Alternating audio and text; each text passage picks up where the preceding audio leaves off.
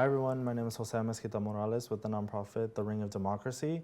We're a nonprofit that focuses on engaging, educating, organizing, and mobilizing historically marginalized communities. And one way we want to do that this time around is with civic engagement. We want to make sure y'all are voting. So we're sitting down with local candidates here in the Sacramento region. And today we have Rolanda Wilkins, who's running for Sacramento City Unified School District, Area 4. Area 3. Thank you so much for sitting down with us. How are you today? I'm great. Thank you for having me. Yeah, awesome. Thank you. I always love having the school board candidates come and sit down with us. So thank you so much for taking the time. And just want to give you the opportunity to introduce yourself, why you're running, and just give us your background. Well, I'm Rolanda Wilkins. I've been working throughout the Sacramento area for over 30 years inside the different schools. So whether it's that Sac City, Elk Grove, Twin Rivers, Scoey, Folsom Cordova. So I've always worked in those communities, particularly with girls, to basically give them leadership skills and help them to dream a bigger reality than where they are right now. So making sure that they finish school, go to college. I've always been engaging. And I also, in my 20s, helped to build a clinic in Sacramento that stayed open for 20 years. So my whole background has been to help community because I'm a descendant of people who fought in the civil rights movement. My mom did that, even though she didn't reap any of the benefits out of the civil rights movement. We were still taught that we must be of service to our community and our people. So a lot of young people ask me to run because I'm doing I've always done a lot of programs inside the schools. And that's really the reason why I'm running. I'm not running because I belong to an organization or something like that. I'm running because young people like Ms. Rowe, you do a lot of stuff, you create a lot of stuff to help us. You should run for the school board. And so that's why I'm running. I love that. I love that you've been able to impact so many people that they urge you to run. So since you want to run for the school board, what are some things maybe that you want to see implemented in the schools? I would like to see the schools utilize more parents' participation. I want to see the schools utilize all these nonprofits that are basically helping young people, but they're not always implemented into the school system, and they should. And then I also want to make sure teachers feel supported as well. So those are my top 3 things. I want to make sure young people have the resources. I want to make sure they're able to compete when they leave school. All of us are not going to college, so I want to make sure that there's things for them as well, like whether it's trade school or even in this process, I've been able to meet with a lot of people who run different apprenticeship programs that I didn't even know existed. So I just want to make sure young people have some other options if they're not going to college, because college is something, I push as well, but I also want young people to feel inspired to be a good citizen. There's something that I do right now called What It Means to Be 18, and I've been doing that for like 6 years straight, and I've done it throughout Sacramento. And it's where young people get to learn about civic engagement, everything from getting a driver's license, a birth certificate, why should you register to vote, why should you do jury duty? Like all of that is in a booklet, and it's like a 4-hour lesson, and the young people love it. And it was like, I have adults tell me no one taught them that before they left high school. So for me, I want to bring those things. And the people who are constantly running things like that inside of the school. I don't want them to just be on the outskirts. I think they should be integrated into the school system. I love that. I love the engaging with the young folks and giving them other options, like growing up myself, we were always told like college is the way to go, and we know that that's not always a reality for folks. So what, like you said, you learned about some trades and apprenticeship programs that you didn't know existed. Can you go more into that and what particular you want to implement? I think that should be a part of the school day. I feel like, I think education is really important, but I also think if our kids go to school between 6, 7, sometimes 8 hours a day, depending on who your kid is, that should be a part of it. I work with a lot of young people who don't always feel supported in looking at other ways of being an adult or being a viable adult. And so for me, I just think that's important because that was my story. When I graduated from high school, I went to Sac High. I didn't think I was smart enough to go to college.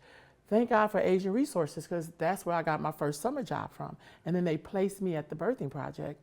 And there I was like I was in an apprenticeship program, so to speak. But the woman thought I worked so hard that she decided to cut part of her salary to pay me to work for her. And in doing that, I was able to help build a clinic. I also traveled internationally. I helped young people go to medical school in Cuba. Young people travel with me to Honduras, South Africa, Ghana.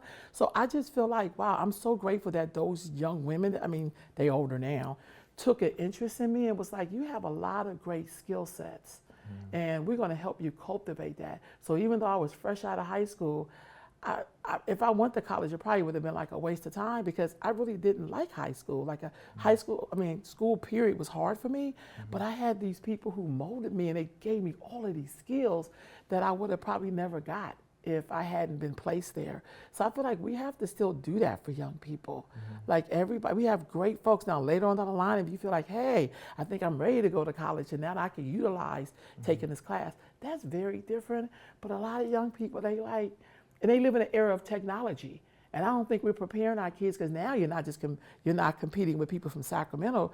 You're competing with people from the Philippines and other parts of the world who are working when you're sleeping. So how do we teach our kids to compete with that? Because now this is a global world. So I feel like it's important. Like we really got to make sure our kids are hooked up to that. I love that you brought that up because that's one thing I see too. Like we always think that the younger kids like know technology, but like how do they know how to properly use it? So how would you implement some more technology-based like learning in school? Oh wow, I think young people should basically do their own online shows. I do that with young people now. I gather up I put young people in charge like, hey, let's create a show. I go through all of the steps in creating a show, and then basically what I'm basically doing before I bring other young people in, I make sure that they can lay out what's their topics, what things are important to you.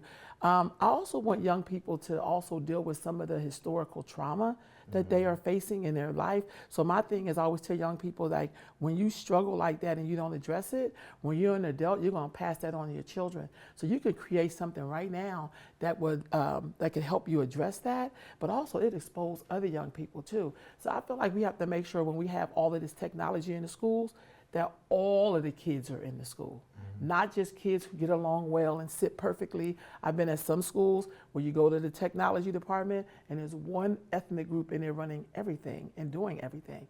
And then the kids who are a little bit more loud and boisterous, we don't see them in there. No, that's where they need to be. So I just feel like that has to be a part of the curriculum. And there's agencies who do that as well, you know. But I just feel like we really have to connect everyday people with the school system. The other thing I want to say, in the community I belong to, because I'm African American, I'm a descendant of people who were enslaved and who have been through a bunch of stuff and who have been the victim of a system that has kept us out of things. Historically, we have trauma with the school system. So when young people get into trouble and their moms be trying to cuss everybody out and go off, I kind of step in and be like, I feel you, I hear you, let's work this out. But I think a lot of parents don't feel that because when they went to school, they had a lot of trauma with school and they don't always trust it. So when I also work inside the school system, but I also work in juvenile hall, I'm also in those community schools, and a lot of those kids had issues in their school that didn't get addressed, and that's how they ended out in the other school systems. So I feel like we could do a better job in Sac City and keeping those kids there and those families there, you know. So that's big for me. I love that because that's one thing that we see more and more nowadays. Parents want to be engaged. Parents want to make sure what's going on in school is what they want to go on in school. How do you plan on integrating the community, parents into the school board process of like making these decisions? Because that's what the school board does, right? Making these hard decisions. So. When elected, I would like to make sure I'm meeting with parents. I do that now. I do like a lot of home visits, but I want to make sure I'm very transparent. I'll meet with groups, individual parents. Like, I just want to make sure they're a part of it. I don't want them to always come to the school board meeting when something tragic happens and then we're all up in there, you know. Like, no, it should be a process every time the school board meets, or they have to discuss a budget, or they have to discuss something that's happening in our schools. Parents should be involved. I also know that parents want to be in control of what their kids are getting. And so I just feel like we have to do a better job of including parents, and that's what I plan to do. I want to also work with those parent organizations, but I also want to get those parents that don't necessarily always feel like they can be a part of even those kind of organizations. So I want to bring in some home visitation programs from the people from the outside. I don't want people who come in and they have a vested interest because they're thinking about their job security. No, we want some people that's going to make sure that parent who may have a couple of jobs and can't be at the board meeting, that we get to hear what she wants to have done as well, or he wants to have done as well. So yeah, my plan is to make sure I'm available and to work with those outside groups who are kind of already doing that. I don't believe in recreating the wheel. I believe in Sacramento has more nonprofits than almost next to Washington, D.C. So knowing that as a fact, we need to work with those nonprofits and organizations to help them be a part of our school system. I like this community school model because I feel like we do have to change up the system because it's old and it's kind of not working. When you see more options for school, like more charter schools, more people homeschooling, that means that something is not really working when you find more kids. I went to a graduation for a community school, and it was over 200 kids who graduated. I would say those were 200 kids who weren't in any of our school districts. That's a problem because it used to be something like 40, and now it's 200. Yeah. No, I feel so inspired talking to you. Thank you. So thank you so much for sitting down with us. If you want to take the last minute or so to pitch to the voters why they should vote for you. Okay, so why you should vote for Rolanda Wilkins. I've been around for 30 years, but I've been around active. And if you want someone that's going to have your voice, that's going to listen to you and implement things you think will be great for your children, which is our future leaders, for our community, then I would like to get your vote. I've been at this for years. You can always reach out to me, talk to me. I'm always available. So I would love your vote. Thank you. Thank you so much, Rolanda, for coming to sit down with us. And I really appreciate hearing all these ideas because, I always get excited talking to first-time candidates and, especially deep-rooted in the community. So I really appreciate your time. And thank you to all who are watching, and thank you for checking out these videos and these conversations with these candidates who are trying to make a difference in their community. So thank you so much, and make sure to check out the rest of our videos with the rest of our candidates. Thank you.